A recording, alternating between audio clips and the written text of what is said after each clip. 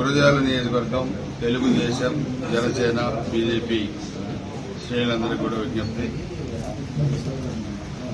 నిన్న ఒక అరాచక ప్రభుత్వాన్ని ఇంటికి పంపించడంలో మీ అందరూ కూడా సైనికుల్లాగా పనిచేశారు.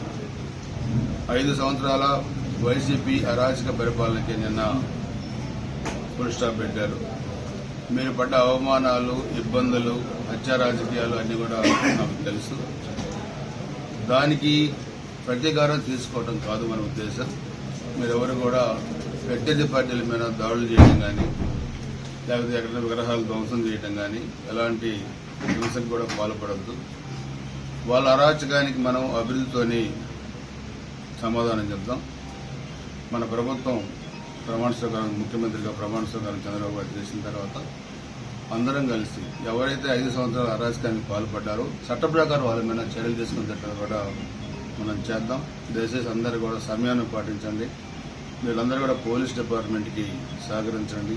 వాళ్ళు చేసిన తప్పులు మనం చేయొద్దు. ముందు ప్రజాస్వామ్య ప్రభుత్వం, మన ప్రభుత్వం అభివృద్ధిని కోరుకునే ప్రభుత్వం, వాళ్ళగా అరాచకం కోరుకునే ప్రభుత్వం అనేది కాకూడదు. దయచేసి అందరూ కూడా సమయాన్ని పాటించి పోలీస్ డిపార్ట్మెంట్కి సహకరించాల్సిందిగా కోరుతున్నాం.